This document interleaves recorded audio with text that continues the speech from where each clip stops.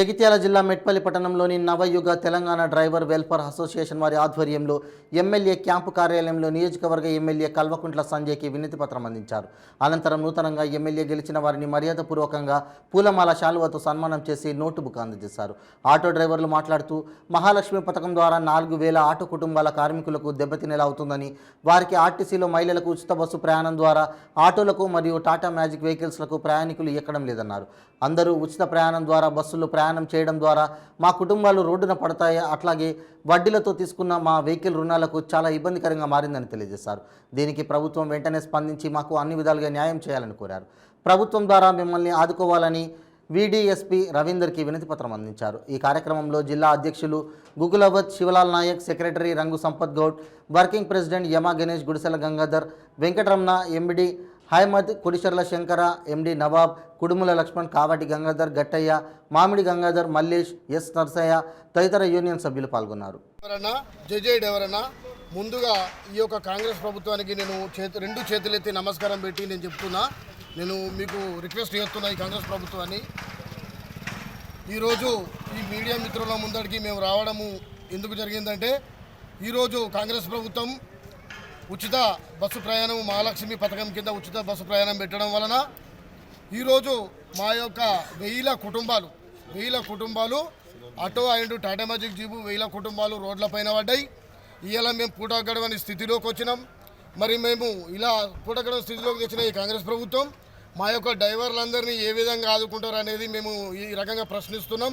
మా అందరినీ ఆదుకోవాలని చెప్పి కూడా మీకు రిక్వెస్ట్ చేస్తున్నాము ఈ యొక్క కాంగ్రెస్ ప్రభుత్వాన్ని. ఈరోజు మేము ఆటో నడుపుకుంటేనే పొద్దున్నేసి పొద్దుగా ఆటో నడుపుకుంటేనే భార్య పిల్లలను చదువుకోవాలా, బడి పిల్లల ఫీజులు కట్టుకోవాలా, సిలిండర్ కట్టుకోవాలా, కరెంటు బిల్లు కట్టుకోవాలా, ఇంటి రెంట్ కట్టుకోవాలా, ఫైనాన్స్లలో మేము పైసలు తెచ్చుకునే ఉన్నాయి కాబట్టి ఫైనాన్స్లు కూడా కట్టుకునే పరిస్థితి వచ్చింది. ఇలా రోడ్ల మీద పడ్డాం అయ్యా, మా బతుకులు ఈనమైపోయినాయి, మా భార్య పిల్లలు మేమంతా రోడ్ల మీదకి ఎక్కినాము, మేము పూట గడవలేని స్థితిలో ఉన్నాము. ఈ కాంగ్రెస్ ప్రభుత్వం నేను ఒకటే మాట్లాడుతున్నా, మహాలక్ష్మి పథకం పెట్టినందుకు మేము ఎట్లాంటి ఇది చేయడం లేదు.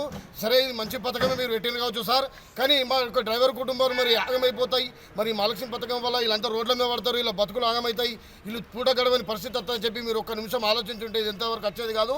ఇప్పటికైనా ముంచిపోయింది లేదు సార్. మరి మా డ్రైవర్ కుటుంబాలకు మీరు ఏం చేస్తారు, ఎలా చేస్తారు, ఇలాగా అయితే ఆదుకుంటారని చెప్పి నేను మీ మీడియా ద్వారా మిమ్మల్ని అడుగుతున్నా సార్. ఒకటే రిక్వెస్ట్ సార్, మీరు దండం పెట్టి చెప్తున్నా, మా డ్రైవర్ కుటుంబాలు మాత్రం ఖచ్చితంగా ఆదుకోవాలి. మా గురించి మీరు చర్చ చేయాలి. మా కుటుంబాలు ఆదుకోకపోతే మేమందరం విషం దాగి ఉరిపెట్టుకొని చావడం ఖాయమని చెప్పి ప్రతి ఒక్క డ్రైవర్ నుండి నా ఆటో కాలబెట్టుకున్నారు. మేము కూడా ఎక్కడెక్కడ మా ఆటోలన్నీ గ్యాస్ హౌస్ కాలబెట్టుకొని చెట్టు కురేసుకోవడం అని చెప్పి ఈ ప్రభుత్వాన్ని నేను మాట్లాడుతున్నా సార్. నేను అందరికీ డ్రైవర్ల తరఫున మీకు నమస్కారం పెట్టి చెప్తున్నా. జై డ్రైవర్ అన్న,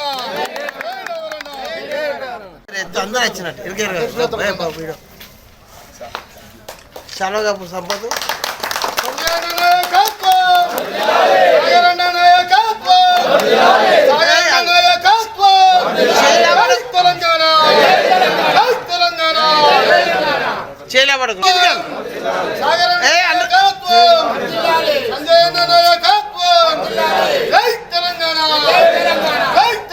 కల్వకుంట్ల సంజయ్ అన్న ఎమ్మెల్యే గారు మన సార్ ద్వారా మనం ఎంతో మన కుర్ట్ల కాన్స్టిట్యూన్సీలో ఉన్న డ్రైవర్లంతా మన సంజయ్ అన్న సార్ దగ్గరికి ఈరోజు రావడం జరిగింది. కాకపోతే ఇలా కాంగ్రెస్ ప్రభుత్వం డ్రైవర్ల కొట్టగొట్టి రోడ్డు మీద పడేయడం జరిగింది.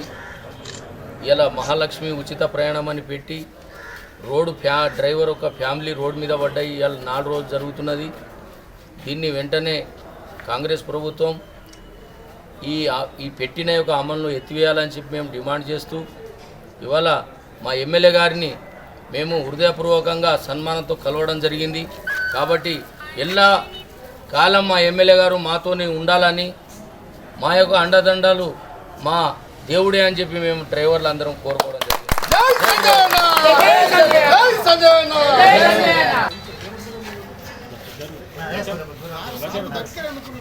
మా ఆటో యూనియన్ సభ్యులందరికీ నమస్కారం. దగ్గర కాన్స్టిట్యున్సీలో 4,000 కుటుంబాలు ఉన్నాయి. 4,000 కుటుంబాలు ఇవాళ పాపం వాళ్ళ పరిస్థితి అధోగతి పరిస్థితికి వచ్చింది. మీరు పెట్టిన మహిళలకు ఫ్రీ బస్సు తప్పలేదు, చేయండి ఫ్రీ బస్సు. కానీ మా వాళ్ళకు మరి ఉపాధి ఏందో మీరు దయచేసి చూపెట్టండి. ఇదే విధంగా మీరు ఒకప్పుడు మా బీడీబీ కార్మికుల పరిస్థితి కూడా తీసుకొచ్చినారు. ఆ రోజు పుర్రె గుర్తు పెట్టినారు మీరు బీడీ కార్మికులు, తప్పులేదు. కానీ వాళ్ళకి ఇంకొక ఆల్టర్నేటివ్ ఇప్పటివరకు చూపెట్టలేదు మీరు. కేవలం కేసీఆర్ గారి ప్రభుత్వంలో మా టీఆర్ఎస్ బీఆర్ఎస్ ప్రభుత్వంలో వాళ్ళందరికీ పెన్షన్ ఇచ్చింది. అదేవిధంగా దయచేసి మేము రిక్వెస్ట్ చేస్తున్నాం, ఇవాళ మా ఆటో యూనియన్ సోదరులందరికీ, మా ఆటో యూనియన్ డ్రైవర్లందరికీ, వాళ్ళందరి కుటుంబాలు రోడ్ల మీద పడుతుంది. 4000 కుటుంబాలు కేవలం మా కాన్స్టిట్యూన్సీలో అంటే దగ్గర మొత్తం తెలంగాణ రాష్ట్రంలో ఇప్పుడు దగ్గర 5 లక్షల కుటుంబాలు రోడ్డు మీద పడ్డ. ఎన్ని లక్షలు? 5 నుంచి ఎక్కువ, ఇంకా ఎక్కువనే చెప్తున్నారు. ఇన్ని కుటుంబాలు దగ్గర రోడ్డు మీద పడతా ఉన్నాయి. సో దయచేసి మిమ్మల్ని రిక్వెస్ట్ చేసేది ఏంటంటే కాంగ్రెస్ ప్రభుత్వాన్ని, ఎప్పుడైనా మనం పథకం చేసినప్పుడు మరి వీళ్ళు 2 మంది రోడ్డు మీద పడ్డారు, దగ్గర 5 కాదు వాళ్ళు ఇంకా ఎక్కువ 10 లక్షల కుటుంబాలు అంటున్నారు. 10 లక్షల కుటుంబాలు రోడ్డు మీద పడుతున్నప్పుడు వాళ్ళ గురించి ఆలోచన చేయాల్సిన అవసరం మనకు ఉంది. తప్పకుండా మీరందరూ కూడా మిమ్మల్ని రిక్వెస్ట్ చేసేదంటే మా ఆటో డ్రైవర్ల కుటుంబాలు నిలపడానికి వాళ్ళకి ఇంకో ఉపాధ్యాయ లేకపోతే వాళ్ళందరికీ పెన్షన్లు ఇస్తారా, దయచేసి అందరూ ఇవ్వాలని చెప్పి మీ అందరినీ కోరుతాను.